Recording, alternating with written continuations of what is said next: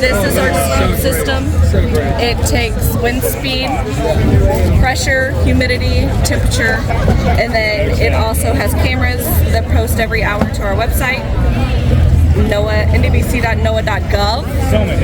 Nice little plug there for you. And it all goes on top of a buoy that's also taking wave heights, water temperature, and barometric pressure.